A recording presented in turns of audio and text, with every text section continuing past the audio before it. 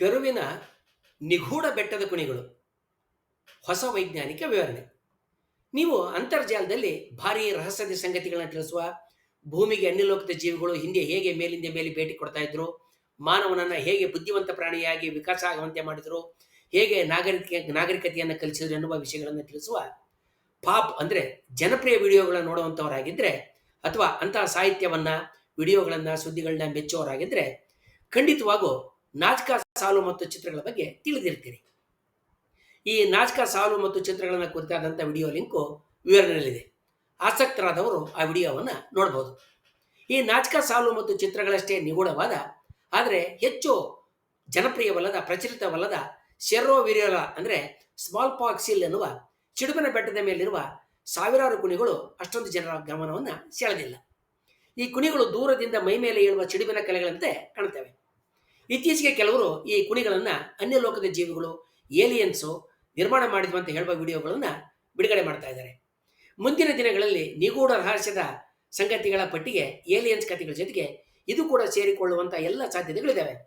ನಾವೀಗ ಈ ರಹಸ್ಯ ಕುಣಿಗಳ ಬಗ್ಗೆ ಮತ್ತು ಇತ್ತೀಚೆಗೆ ಪ್ರಕಟವಾಗಿರುವಂಥ ಸಂಶೋಧನೆ ಏನನ್ನ ಹೇಳ್ತದೆ ಅನ್ನೋದನ್ನು ನೋಡೋಣ. 1931ರಲ್ಲಿ ರಾಬರ್ಟ್ ಶಿಪ್ಪೆ ಪೆರುವಿನ ಆಂಡೀಸ್ ಪರ್ವತದ ವೈಮಾನಿಕ ಚಿತ್ರಗಳನ್ನು ತೆಗೆದುಕೊಳ್ತಿರ್ಬೇಕಾದ್ರೆ ಆತ ಸೆರ್ರೋ ವಿರಿಯೋಲಾ ಅಂದರೆ ಸ್ಮಾಲ್ ಪಾಕ್ಸಿಲ್ ಅಂದರೆ ಚಿಡುಬಿನ ಬೆಟ್ಟದ ಮೇಲಿರುವ ಸಾವಿರಾರು ಕುಣಿಗಳನ್ನ ಕಂಡು ಸೋಜಿಗಪಟ್ಟಿರ್ತಾನೆ. ಬೆಟ್ಟದ ಮೇಲೆ ಕ್ರಮಬದ್ಧವಾಗಿ ತೋಡಿದಂಥ ಕುಣಿಗಳು ದೂರದಿಂದ ಉದ್ದನೆಯ ಪಟ್ಟೆಯ ಮೇಲೆ ಹಾಕಿದ ಹಚ್ಚಿಯ ಚುಕ್ಕಿಗಳಂತೆ ಕಾಣ್ತಾ ಇರ್ತವೆ. ಈ ಚುಕ್ಕಿಗಳ ಫೋಟೋಗಳನ್ನು ತೆಗೆದಾತ 1933ರಲ್ಲಿ ನ್ಯಾಷನಲ್ ಜಿಯೋಗ್ರಫಿಕ್ ಪತ್ರಿಕೆಯಲ್ಲಿ ಪ್ರಕಟಣೆ ಮಾಡ್ತಾನೆ. ಅಮೆರಿಕದ ಪ್ರವಾಸಿ ಮತ್ತು ಪುರಾತತ್ವ ಹುಡುಕಾಟಗಾರ ಮತ್ತು ಪತ್ರಿಕಾಕರ್ತ ಮತ್ತು ಸಂಶೋಧಕರಾಗಿದ್ದ ವಿಕ್ಟರ್ ವುಲ್ಫ್ ಗ್ಯಾಂಗ್ ವಾನ್ ಹಾಕ್ವನ್ನು ಈ ಕುಣಿಗಳ ಅಧ್ಯಯನವನ್ನು ನಡೆಸಿ the Royal Road of the Inca ಎನ್ನುವ ಪುಸ್ತಕದಲ್ಲಿ ಅವು ಇನ್ಕಾ ಸಂಸ್ಕೃತಿಗಿಂತ ಮೊದಲಿದ್ದ ಜನರ ಗೋರಿಗಳು ಅಂತ ಗುರುತಿಸ್ತಾನೆ. ಆದರೆ ಸಾವಿರಾರು ಸಂಖ್ಯೆಯಲ್ಲಿದ್ದ ಈ ಕುಣಿಗಳಲ್ಲಿ ಯಾವುದೇ ಹೆಣದ ಉಳಿಕೆಗಳು ಇಲ್ಲ ಅನ್ನೋದನ್ನು ಆತ ಗಮನಕ್ಕೆ ತಂದುಕೊಳ್ಳೋದಿಲ್ಲ. ಸೆರ್ರೋ ವಿರಿಯೋಲಾ ಬೆಟ್ಟದ ಮೇಲೆ 1-2 ಮೀಟರ್ ಆಗಲ್ಲ ಮತ್ತು 1 ಮೀಟರ್ ಆಳದ ಸಾವಿರಾರು ಕುಣಿಗಳು 1.5 ಕಿಲೋಮೀಟರ್ ಉದ್ದದಲ್ಲಿ ಸಾಲಾಗಿ ತೊಡಲ್ಪಟ್ಟಿದ್ದಾವೆ. ಒಂದು ಅಡ್ಡ ಸಾಲಿನಲ್ಲಿ 7-8 ಕುಣಿಗಳಿದ್ದಾವೆ. ಇಂತಹ ಪಟ್ಟಿ ಸರಾಸರಿಯಾಗಿ 14 ಮೀಟರ್ ಇದ್ದು 1.5 ಕಿಲೋಮೀಟರ್ ಉದ್ದದಲ್ಲಿ ಒಟ್ಟು 5500 ಕುಣಿಗಳನ್ನ ತೋಡಲಾಗುತ್ತೆ. ಕೆಲ ಕುಣಿಗಳ ಒಳಭಾಗದಲ್ಲಿ ಕಲ್ಲು ಕಟ್ಟಣೆ ಇದೆ, ಕಲ್ಲಿನ ಕಟ್ಟಣೆಯನ್ನು ನಿರ್ಮಾಣ ಮಾಡಲಾಗುತ್ತೆ. ಮೇಲಿನಿಂದ ನೋಡಿದಾಗ ಸೊಟ್ಟ ಸಾಲಿನಲ್ಲಿರುವ ಈ ಕುಣಿಗಳು ಹಾವಿನ ಮೈ ಮೇಲಿರುವ ಚುಕ್ಕಿ ಮತ್ತು ಪಟ್ಟೆಗಳಂತೆ ಕಾಣ್ತವೆ. ಈ ಬೆಟ್ಟವನ್ನು ಸ್ಪ್ಯಾನಿಷ್ ಭಾಷೆಯಲ್ಲಿ ಮ್ಯಾಂಟಿ ಸಿಯರ್ರಾ ಅಂದರೆ ಹಾವಿನ ಬೆಟ್ಟ ಅಂತ ಕರೀತಾರೆ. ಈ ಕುಣಿಗಳನ್ನು ಯಾರು, ಏಕೆ, ಯಾವಾಗ ತೋಡಿರಬಹುದು? ಇವು ಮಳೆ ನೀರಿನ ಹಿಡಿದಿರುವಂಥ ತೊಟ್ಟಿಗಳೇ, ಮುಂಜು ಸಂಗ್ರಹದ ತೊಟ್ಟಿಗಳೇ, ಅಥವಾ ಅಡಗಿಕೊಳ್ಳೋದಕ್ಕೆ ರಕ್ಷಣೆಗಾಗಿ ತೋಡಲಾಗಿದೆಯೇ, ಧಾರ್ಮಿಕ ಆಚರಣೆಯ ಅಂಗಗಳಾಗಿದ್ದಾವೆ ಅನ್ನುವ ಚರ್ಚೆಗಳು ಕಳೆದ ಅಂದಾಜು 100 ವರ್ಷಗಳಿಂದ ಸಾಗಿ ಬಂದಿದ್ದಾವೆ. ಈ ವರ್ಷ ಅಂದರೆ 2025ರಲ್ಲಿ ಸಿಡ್ನಿ ವಿಶ್ವವಿದ್ಯಾಲಯದಲ್ಲಿರುವ ಜೇಕಬ್ ಬ್ಯಾಂಗರ್ಸು ಮತ್ತು ಅವರ ತಂಡ ಡ್ರೋನ್ಗಳ ಸಹಾಯದಿಂದ ಈ ಕುಣಿಗಳ ಚಿತ್ರ, ವಿಡಿಯೋ ತೆಗೆದು ಮತ್ತು ಈ ಕುಣಿಗಳಲ್ಲಿ ಸಿಗುವ ಪಳೆಯುಳಿಕೆ, ಸಸ್ಯ ಮೂಲದ ಉಳಿಕೆಗಳನ್ನು ಸಂಗ್ರಹ ಮಾಡಿ ಈ ಕುಣಿಗಳನ್ನ ಏಕೆ ತೋಡಲಾಯಿತು ಅನ್ನೋದಕ್ಕೆ ಒಂದು ವಿವರಣೆಯನ್ನು ನೀಡಿದ್ದಾರೆ. ಇತ್ತೀಚೆಗೆ ಆಂಟಿಕ್ವಿಟಿ ಜರ್ನಲ್ನಲ್ಲಿ ಈ ಮಹತ್ವದ ಸಂಶೋಧನೆಯ ವಿವರಗಳು ದಾಖಲಾಗಿದ್ದಾವೆ. ಕುಣಿಗಳು ಹಲವು ವಿಭಾಗಗಳಲ್ಲಿ ಗಣಿತೀಯ ಮಾದರಿಗಳಂತೆ ವ್ಯವಸ್ಥಿತವಾಗಿ ತೊಡಲ್ಪಟ್ಟಿದ್ದಾವೆ. 19 ಕುಣಿಗಳಿಂದ ಮಣ್ಣಿನ ಮಾದರಿ ಸಂಗ್ರಹ ಮಾಡಿ ಸೂಕ್ಷ್ಮ ಸಸ್ಯ ಕಣಗಳನ್ನು ವಿಶ್ಲೇಷಣೆ ಮಾಡಿದಾಗ ಆ ಕುಣಿಗಳಲ್ಲಿ ಮೆಕ್ಕೆಜೋಳ, ಕ್ವಿನೋವಾ ಮತ್ತು ಇತರ ಬೆಳೆಗಳ ಗುರುತು ಮತ್ತು ಬುಟ್ಟಿ ತಯಾರಿಸುವ ಸಸ್ಯಗಳ ಉಳಿಕೆಗಳು ಕೂಡ ಪತ್ತೆಯಾಗಿದ್ದಾವೆ. ಇದರ ಜೊತೆಗೆ ಇನ್ನೊಂದು ಆಸಕ್ತಿ ಮತ್ತು ಸೋಜಿಗದ ಸಂಗತಿಯು ಕೂಡ ಬಯಲಾಗುತ್ತೆ. ಕುಣಿಗಳ ವಿನ್ಯಾಸವನ್ನು ಗಮನಿಸಿದಾಗ ಅವುಗಳಲ್ಲಿ ನಿರ್ದಿಷ್ಟ ಕ್ರಮಬದ್ಧತೆ ಮತ್ತು ಸಂಖ್ಯಾತ್ಮಕವಾದಂಥ ಜೋಡಣೆ ಕಂಡುಬರ್ತದೆ. ಆಂಡಿಯನ್ ಸಂಸ್ಕೃತಿ ಮತ್ತು ನಾಗರಿಕತೆಗಳಲ್ಲಿ ಲೆಕ್ಕಗಳ ಎಣಿಕೆಗಳ ಮಾಹಿತಿಯನ್ನು ಹಗ್ಗದಲ್ಲಿ ಬಗೆ ಗಂಟುಗಳನ್ನು ಹಾಕಿ ಸೂಚಿಸಲಾಗ್ತಿತ್ತು ಮತ್ತು ಸಂರಕ್ಷಣೆ ಮಾಡಲಾಗ್ತಾ ಇತ್ತು. ಇವುಗಳನ್ನು ಅವರು ಕ್ವಿಪು ಅಂತ ಕರಿತಾ ಇದ್ರು. ಈ ಕುರಿತಾದ ವಿಡಿಯೋದ ಕೊಂಡಿ ಲಿಂಕ್ನಲ್ಲಿದೆ. ಅದು ವಿವರಣೆಯಲ್ಲಿ ಕೊಡಲ್ಪಟ್ಟಿದೆ. ಆಸಕ್ತರು ಈ ಲೆಕ್ಕ ವಿಧಾನವನ್ನು, ಸಂರಕ್ಷಣೆ ವಿಧಾನವನ್ನು, ಕ್ವಿಪು ಕುರಿತಾಗಿ ಹೆಚ್ಚಿನ ತಿಳುವಳಿಕೆಯನ್ನು ಪಡಿಬಹುದು. ಸಿಡ್ನಿ ವಿಶ್ವವಿದ್ಯಾಲಯದ ಜೇಕಬ್ ಬಂಗರ್ಸ್ ಮತ್ತು ತಂಡದವರು ಮಾಂಟಿ ಅಂದರೆ ಕುಣಿಗಳು ದೈತ್ಯ ಲೆಕ್ಕಪತ್ರದ ವ್ಯವಸ್ಥೆಯಾಗಿ ಕಾರ್ಯನಿರ್ವಹಿಸ್ತಾ ಇದ್ವು.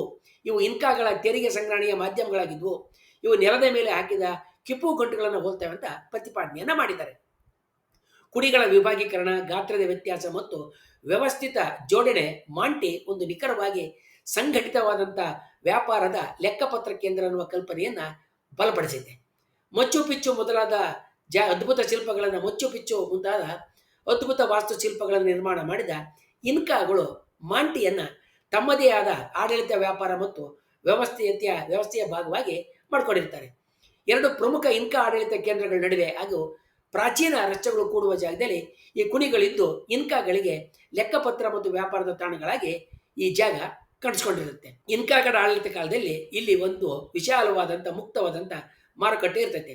ಇಲ್ಲಿ ರೈತರು, ಮೀನುಗಾರರು, ಪ್ರಯಾಣ ಮಾಡ್ತಕ್ಕಂಥ ವ್ಯಾಪಾರಿಗಳು ಸೇರಿ ವಸ್ತು ಮತ್ತು ಕರಕುಶಲ ಸಾಮಗ್ರಿಗಳನ್ನ ವಿನಿಮಯ ಮಾಡ್ಕೊಳ್ತಿದ್ದಾರೆ ಅಂತೇಳಿ ಇವರು ತಮ್ಮ ಲೇಖನದಲ್ಲಿ ವಿವರಿಸಿದ್ದಾರೆ. ಸಂಶೋಧಕರು ಮಾಂಟಿಸಿಯಾರದಲ್ಲಿರುವ ಕುಣಿಗಳಲ್ಲಿ ದಕ್ಕಿರುವ ಉಳಿಕೆಗಳ ಕಾಲವನ್ನ ಇಂಗಾಲ ಅಜ್ಞಾಕರ ಪರೀಕ್ಷೆಗೆ ಒಳಪಡಿಸಿ ಅವುಗಳ ಕಾಲವನ್ನು ಇಂಕಾ ಸಾಮ್ರಾಜ್ಯದ ಕಾಲಕ್ಕಿಂತ ಹಿಂದಿನ ಅವಧಿಗೆ ಸೇರೋದನ್ನ ಸ್ಪಷ್ಟಪಡಿಸಿದ್ದಾರೆ. ಆದ್ರಿಂದ ಕುಣಿಗಳ ಲೆಕ್ಕ ವ್ಯವಸ್ಥೆ ಇನ್ಕಾಗಳ ಹಿಡಿತದಲ್ಲಿ ಇದ್ದಿತ್ತಾದರೂ ಕೂಡ ಅವುಗಳನ್ನು ಮೊದಲಿಗೆ ಬಳಕೆ ತಂದವರು ಅವರಿಗಿಂತ ಹಿಂದೆ ಇದ್ದ ಚಿಂಚಾ ಸಂಸ್ಕೃತಿಯ ಜನಂತ ವಾದ ಮಾಡಿದ್ದಾರೆ. ಚಿಂಚಾ ನಾಗರಿಕತೆ ತೀರ ಪ್ರದೇಶದಲ್ಲಿ ಬಲಿಷ್ಠ ವ್ಯಾಪಾರ, ಸಮುದ್ರ ಸಂಸ್ಕೃತಿಯನ್ನ ಹೊಂದಿತ್ತು. ಸುಮಾರು 1 ಲಕ್ಷಕ್ಕೂ ಹೆಚ್ಚು ಜನಸಂಖ್ಯೆಯನ್ನ ಈ ಸಂಸ್ಕೃತಿ ಹೊಂದಿತ್ತು ಅಂತ ಈಗ ಲೆಕ್ಕ ಮಾಡಲಾಗೈತೆ. ಇದರ ನಂತರ ಚಿಂಚಾ ಸಂಸ್ಕೃತಿಯ ನಂತರ ಇನ್ಕಾಗಳು ಅವರನ್ನ ಜಯಿಸಿ ಅಲ್ಲಿದ್ದ ಅವರ ವ್ಯವಸ್ಥೆಯನ್ನು ನಾಶಪಡಿಸದೆ ಹಾಳು ಮಾಡದೆ ಚಿಂಚಾಗಳ ವ್ಯಾಪಾರ ಮಾರ್ಗ ಮತ್ತು ಮಾರುಕಟ್ಟೆ ವ್ಯವಸ್ಥೆ ಮತ್ತು ವ್ಯಾಪಾರದ ಕಲ್ಪನೆಗಳನ್ನು ಸ್ವೀಕರಿಸಿ ಮುಂದುವರಿಸ್ತಾರೆ ಅಂತ ಸದ್ಯಕ್ಕೆ ಒಪ್ಪಲಾಗಿದೆ. ಇನ್ಕಾ ಸಾಮ್ರಾಜ್ಯದಲ್ಲಿ ಜನರ ಬೆಳೆಯನ್ನು ಆಧರಿಸಿ ಕಾಳು ಕಡಿ ರೂಪದಲ್ಲಿ ಮತ್ತು ಬಿಟ್ಟಿ ಕೆಲಸ ಮಾಡಿ ತೆರಿಗೆಯನ್ನು ಕೊಡಬೇಕಾಗಿತ್ತು. ಶೆರ್ರೋ ವಿರಿಯಲ ಬೆಟ್ಟದ ಮೇಲಿರುವ ಕುಣಿಗಳು ತೆರಿಗೆ ರೂಪದಲ್ಲಿ ವಸ್ತು ಸರಕುಗಳನ್ನು ಸಂಗ್ರಹಿಸಲಿಕ್ಕೆ ಮತ್ತು ಅವುಗಳ ಲೆಕ್ಕ ದಾಖಲಿಸುವ ಮಾಧ್ಯಮಗಳಾಗಿ ಬಳಕೆಯಾಗಿದ್ದು ಅನ್ನುವ ತೀರ್ಮಾನಕ್ಕೆ ಈಗ ಬರಲಾಗಿದೆ. ಮುಂದಿನ ದಿನದಲ್ಲಿ ಹೆಚ್ಚಿನ ಸಂಶೋಧನೆಗಳು ಇನ್ನೂ ಹೆಚ್ಚಿನ ಸಂಗತಿಗಳನ್ನು ನಮಗೆ ತಿಳಿಸ್ಬೋದು. ಒಂದು ವೈಜ್ಞಾನಿಕ ಅಧ್ಯಯನ ಮತ್ತು ಚರಿತ್ರೆಯನ್ನು ವ್ಯವಸ್ಥಿತವಾಗಿ ನೋಡೋದು ಬಹಳ ರಹಸ್ಯ ನಿಗೂಢ ಅಂತ ಭಾಸವಾಗ್ತಕ್ಕಂಥ ಸಂಗತಿಯನ್ನು ಹೇಗೆ ಅದು ವಿವರಿಸ್ತತೆ ಮತ್ತು ಗುಟ್ಟಾಗಿ ಕಾಣುವ ಸಂಗತಿಗಳನ್ನು ಹೇಗೆ ರಟ್ಟು ಮಾಡಿ ಆ ಸೋಜಿಗವನ್ನು ಒಡೆದು ನೈಜ ವಾಸ್ತವ ಸಂಗತಿಯನ್ನು ಮನವರಿಕೆ ಮಾಡುತ್ತೆ ಅನ್ನೋದಕ್ಕೆ ಇದು ಒಂದು ಅತ್ಯುತ್ತಮ ಉದಾಹರಣೆಯಾಗಿದೆ.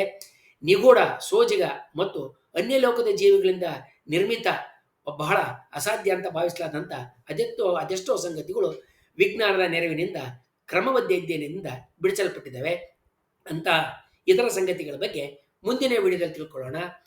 ವಂದನೆಗಳೊಂದಿಗೆ.